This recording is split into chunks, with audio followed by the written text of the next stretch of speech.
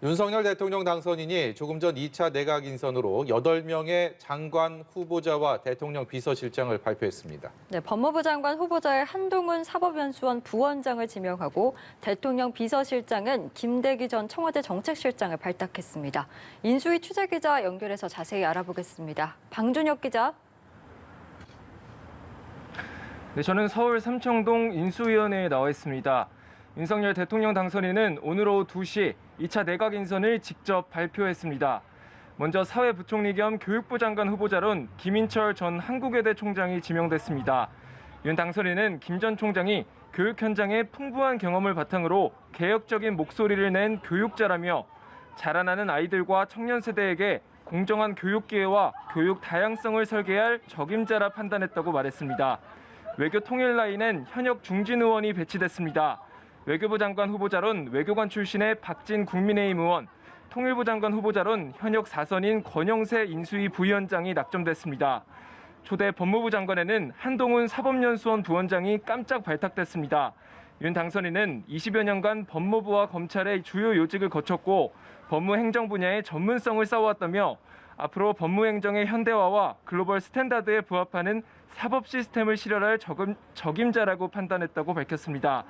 행안부 장관에는 이상민 전 국민권익위 부위원장, 환경부 장관은 한화진 한국환경연구원 명예연구위원, 해수부 장관은 조승환 전 해양수산과학기술진흥원장, 중기부 장관은 이영 국민의힘 의원이 이름을 올렸습니다.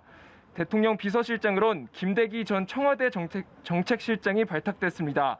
윤 당선인은 단연간의 공직 경험과 경륜을 바탕으로 성공적인 국정 운영을 뒷받침할 적임자라고 기대했습니다. 고용노동부와 농림축산식품부 장관 후보자는 뒤로 미뤘습니다. 예, 방준혁 기자. 한동훈 사법연수원 부원장의 법무부 장관 지명이 눈에 띄는데요. 어떤 설명이 있었습니까? 네, 윤 당선인의 최측근인 한동훈 후보자의 지명을 놓고 파격 인사라는 반응이 나오고 있는데요. 윤 당선인은 수사와 재판 같은 법 집행뿐 아니라 특히 검찰에서의 기획 업무 등을 통해 법무행정을 담당할 최적임자라며 파격 인사는 아니라고 강조했습니다. 한동훈 후보자는 검수완박과 같은 주요 현안에 대한 입장도 밝혔는데요. 민주당의 검수완박 입법 추진과 관련해 반드시 저지돼야 한다고 강조했습니다. 모든 상식적인 법조인과 학계, 언론 등이 전례 없이 한 목소리로 반대하고 있다는 건데요. 한 후보자는 법안이 통과되면 국민들이 고통받을 거라고 목소리를 높였습니다.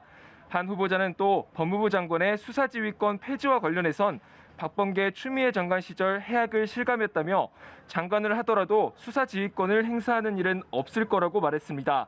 한편 이번 내각 인선엔 안철수 인수위원장 측 인사는 이름을 올리지 못했는데요. 안철수 위원장 측 관계자는 적절한 논의 과정이 없었다며 후보자를 추천하지 않았다고 전했습니다. 지금까지 삼청동 인수위원회에서 전해드렸습니다.